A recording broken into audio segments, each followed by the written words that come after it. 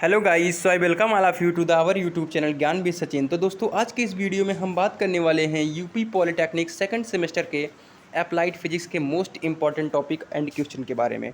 तो दोस्तों, आज की इस वीडियो में हम इस तरीके से प्रॉपर बात करेंगे कि अगर आप की बैक लगने वाली थी या आपकी बैक लगने के चांसेस थे, अभी तो 1 महीने पूरे बाकी हैं, तो अगर आप इन टॉपिकों को अच्छी तरीके से प्रिपेयर करते हैं तो शायद आपने एग्ज़ाम में टॉप भी कर सकते हैं या बैक वगैरह के चांसेस से बिल्कुल एकदम छुटकारा मिल सकता है। तो इस वीडियो को देखना पड़ेगा और उन टॉपिक को नोट करना पड़ेगा अपनी कॉपी में और अच्छी तरीके से प्रिपेयर करना पड़ेगा। तो चलिए इस वीडियो की शुरुआत करते हैं और इस वीडियो की शुरुआत बहुत ज़बरदस्त लाइन से करते हैं। दुनिया का हर शौक़ पाला नहीं जाता, अरे दुनिया का हर शौक़ पाला नहीं जाता, कांच के खिलौनों को कभी उछाला नहीं जाता, अरे कांच के खिलौनों को कभी उछाला नहीं जाता, अरे मेहनत करने से हर वो मुश्किल हो जाती है आसान, अरे मेहनत करने से हर वो मुश्किल हो जाती है आसान, क्योंकि दुनिया का हर काम तकदीर पर डाला नहीं जाता, दुनिया का हर काम तकदीर पर डाला नहीं जाता। तो चलिए आगे बढ़ते हैं और अपने most important topic applied physics के पहले चैप्टर के बारे में बात करते हैं। तो ये जो पहला चैप्टर है बहुत ही इम्पॉर्टेंट है, क्योंकि पिछले 2-3 साल से इन टॉपिक से, इन चैप्टर से क्वेश्चन नहीं पूछे जा रहे हैं। तो 100% इस बार इन टॉपिकों से क्वेश्चन आने ही आने हैं। तो दोस्तों, आपको इनको ज़रूर प्रिपेयर कर लेना है, ठीक है। तो पहले जो चैप्टर हमारा है वो है तरंग गति एवं अनुप्रयोग। इस टॉपिक से हमारा SHM। अब हम SHM की बात कर लें तो SHM में जितने भी हमारे टॉपिक हैं उनको आप 100% प्रिपेयर कर लीजिए। दोस्तों, यहाँ से क्वेश्चन ना आए तो हमें वीडियो में कमेंट कर दीजिएगा आके, जो भी कुछ कहना हो, क्योंकि इस टॉपिक से इतने टॉपिक, इस SHM में इतने टॉपिक बन रहे हैं कि इनका एक ना एक क्वेश्चन 2 नंबर या 5 नंबर में पूछा ही पूछा जाता है। एज एग्जाम्पल, जैसे आपकी स्क्रीन पर दिख रहा है सरल आवर्त गति, ये तो पहला ही हो गया। इसके बारे में आपको डेप्थ में जानकारी रख लेना है। उसके साथ में ही आवर्त गति क्या है, कंपन गति क्या है, सरल आवर्त गति का एक समान वृत्तीय गति के रूप में प्रक्षेपण, इसका जो डेरिवेशन है इसको आपको प्रिपेयर कर लेना है। SHM करते हुए कण का वेग और त्वरण, वेलोसिटी और एक्सीलरेशन का जो हमारा फार्मूला होगा उसको आपको प्रिपेयर कर लेना है विद डेरिवेशन। और SHM करते हुए पिंड की ऊर्जा, SHM करते हुए पिंड की ऊर्जा जो होती है वो स्थितिज ऊर्जा और गतिज ऊर्जा, इन दोनों को आपको प्रिपेयर कर लेना है। उसके बाद हम बात करते हैं मुक्त, प्रणोदित, अवमंदित दोलन, इनको आपको बेहतर तरीके से तैयार कर लेना है। उसके बाद है हमारा अनुनाद, ध्वनि तरंग के तारतम्य, प्रबलता, गुणता और तीव्रता, अनुरणन समय और शैबाइन का सूत्र। तो इस टॉपिक से, यानी इस चैप्टर से इतने ही क्वेश्चन थे जो आपको पूछे जाने वाले थे। नहीं, और भी क्वेश्चन पूछे जा सकते हैं, ऐसा नहीं कह सकते, लेकिन जो मोस्ट प्रोबेबली होते हैं हमारे क्वेश्चंस वो यही हैं कि आपको यही ही 100% देखने को मिलेंगे।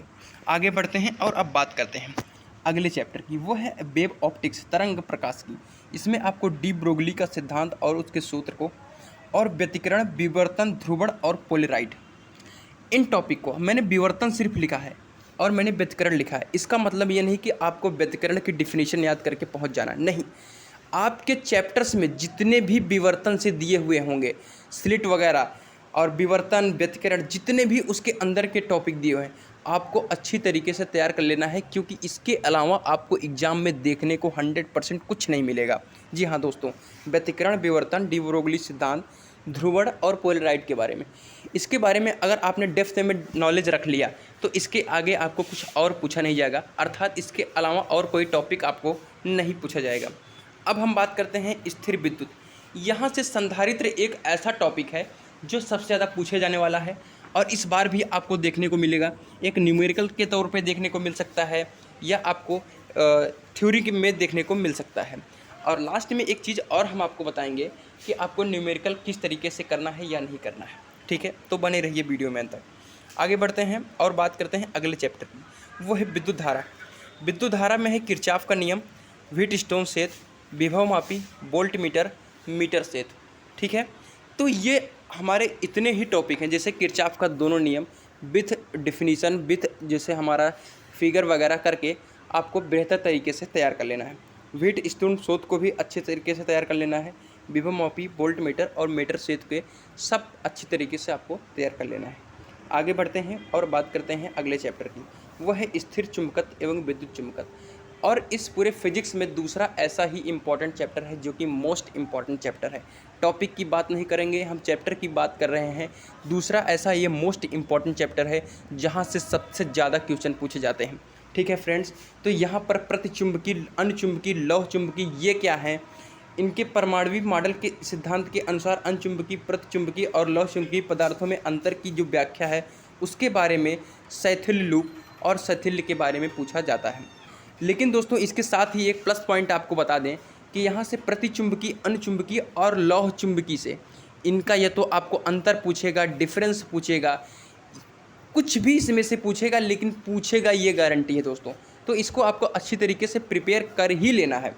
आगे अब अपने अगले चैप्टर के बारे में बात करें, इसके पहले थोड़ा सा और बात कर लें शैथिल्य लूप और शैथिल्य के बारे में। तो यहाँ से भी आपको क्वेश्चन देखने को मिलेंगे, वो भी 95% चांसेज हैं। ठीक है फ्रेंड्स, क्योंकि इन टॉपिक से कुछ 2 साल पहले से क्वेश्चन, 3-4 साल पहले से क्वेश्चन नहीं पूछे जा रहे हैं। आगे है कि हमारा जो चैप्टर है वो चैप्टर नंबर 6 है, जो अर्धचालक भौतिकी है। वहाँ से चालक, अर्धचालक और कुचालक में अंतर, इनके डिफिनीशंस, इनके टाइप के बारे में ज़रूर पूछा जाता है, तो इन्हें आप ज़रूर तैयार कर लें। पी टाइप, एन टाइप अर्धचालक के बारे में पूछा जाता है। ट्रांजिस्टर के बारे में पूछा जाता है और उनके प्रकार, पीएनपी, एनपीएन ट्रांजिस्टर, पीएन संध डायोड के उत्क्रम और अग्र अभिनत, उत्क्रम अभिनत और अग्र अभिनत के बारे में पूछा जाता है। यहाँ पर आपको एक डेरिवेशन अल्फ़ा तथा बीटा में रिलेशन है उसको पूछा जाता है, और प्राचीर विभवांतर को भी पूछा जाता है। तो इतने टॉपिक हैं हमारे जो कि अर्धचालक भौतिकी से हैं। और अब हम लास्ट चैप्टर के बारे में बात कर लें, वो है आधुनिक भौतिकी। यहाँ से आपको ज़्यादा कुछ पढ़ना नहीं होता, दिमाग में बैठाना होता है और भर भर के लिखना होता है। 5 नंबर का एक क्वेश्चन इन टॉपिक के अंदर से पूछा जाएगा, ये गारंटी है हमारी दोस्तों। तो आपको इन टॉपिक में से आप कोई भी टॉपिक मिस नहीं करना है, आपको यहाँ से 5 नंबर उठा के ले जाएंगे आप। यहाँ है ऑप्टिकल फाइबर, लेज़र है, मेज़र है और रूबी लेज़र है। इनमें से कोई पूछेगा, या स्वाभाविक एवं प्रेरित उत्सर्जन पूछेगा। उद्दीपित उत्सर्जन को ही हम प्रेरित उत्सर्जन कहते हैं, ये भी पूछेगा। उत्क्रमण संख्या है, पंपिंग है, हीलियम नियॉन लेज़र के बारे में पूछ सकता है। तो इस वीडियो में सिर्फ इतना ही था दोस्तों। इस वीडियो के जो सारे इंपॉर्टेंट टॉपिक थे हमने डिस्कशन कर लिए।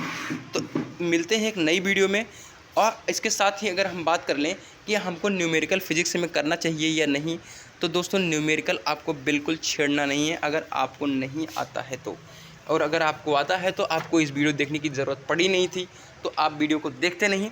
तो आप अगर स्ट्रगल कर रहे हैं फिजिक्स में, तो आपने इस वीडियो को देखा है, तो जितने ही टॉपिक हैं इनको आपको तैयार करके अपने एग्ज़ाम में पहुंचना है, और आप अपने मार्क्स को इंक्रीज करेंगे, अच्छे मार्क्स में उसको तब्दील करेंगे। तो मिलते हैं एक नई वीडियो में दोस्तों, तब तक के लिए बाय बाय। मिलते हैं एक नई वीडियो के साथ, तब तक के लिए गुड बाय।